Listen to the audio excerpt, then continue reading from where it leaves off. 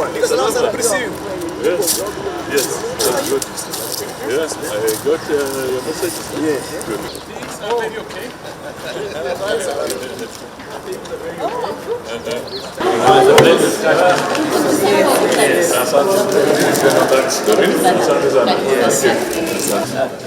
How are you? Kabisa, karibu. Nice to see you. Asante, karibu. This is my PS. Thank you. Fine, thank you. Yes. Great. Yeah. Faster. Good.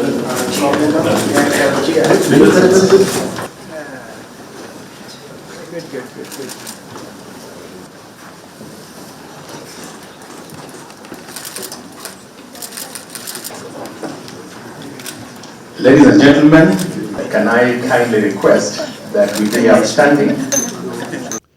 Lack of significant challenges to the electoral laws in the 2017 to 2022 election cycle.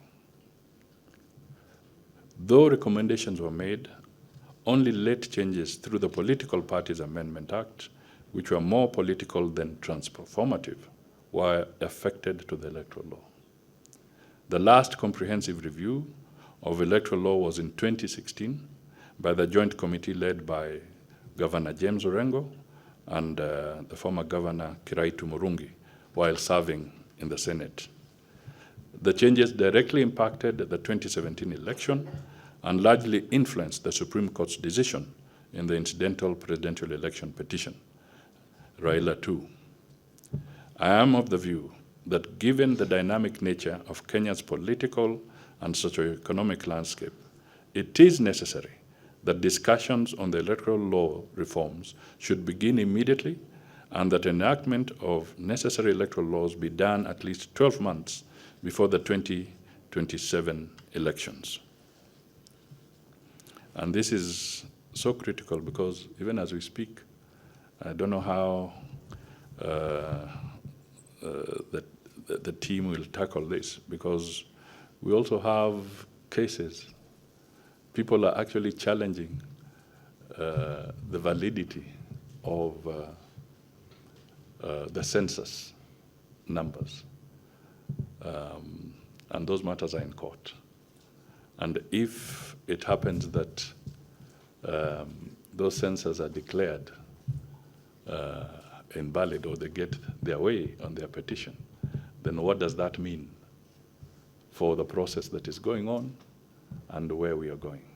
Because then it would mean that everything again is put to hold unless we can all say that we have clean data around the census. So that is a landmine somewhere in the path of this bipartisan talks. In Kenya, the Constitution allows citizens to discuss anything as long as you do not fall afoul of the same Constitution. For instance, you must always play by edict that your freedom and rights end where mine begin. Therefore, we must have a structured negotiation before you proceed to violate my freedom and rights. That understanding must be ingrained in us, that whatever we do not have a carte blanche in matters, rights, and freedoms. This is why I invite this conference and other Kenyans to apply their minds to the following matters on the governance architecture of our country. First, accountability of the executive. An executive that is neither appointed from, hosted in, or derives indirect agency from the legislature, as established in our Constitution, poses unique challenges. The seemingly absolute exclusion of the executive from Parliament begets an unintended accountability deficit, which at present is only bridged by reducing the gaping information hole in the running of government. Whereas the Constitution leans towards absolute separation of powers, it may be necessary to mitigate the drastic consequences of the accountability deficit between the two institutions by providing channels for checks. His Excellency the President has expressed his views on the subject, which views indicate the true and uncontested position of the Kenya Kwanza government. Indeed, Honorable Kalonzo has underpinned that particular item. Second, executive and parliament collaboration. We will continue to collaborate with the two houses of parliament to ensure that the members of cabinet to whom the people of Kenya have donated their sovereign power remain answerable and accountable to the country through our elected representatives. The State Department for Parliamentary Affairs in my office is holding brief as a bridge between the executive and parliament. We believe that this initiative does not derogate but reinforces fundamental constitutional principles.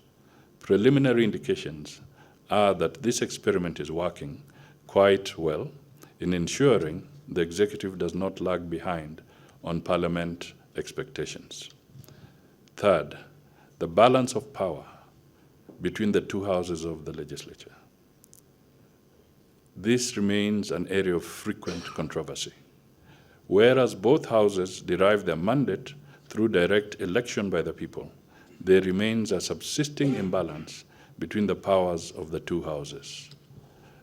This sprouts into frequent sibling rivalry, which defeats and counteracts the objects of the creation of the two houses by the people of Kenya through the 2010 Constitution. Notably, the Senate, as currently established, is not a house for reconsideration of legislative proposals. Rather, Senate has the mandate over limited legislation concerning the county governments. We have an opportunity to consider whether Senate should not be a proper upper house, given it derives its power from the direct elections similar to the National Assembly.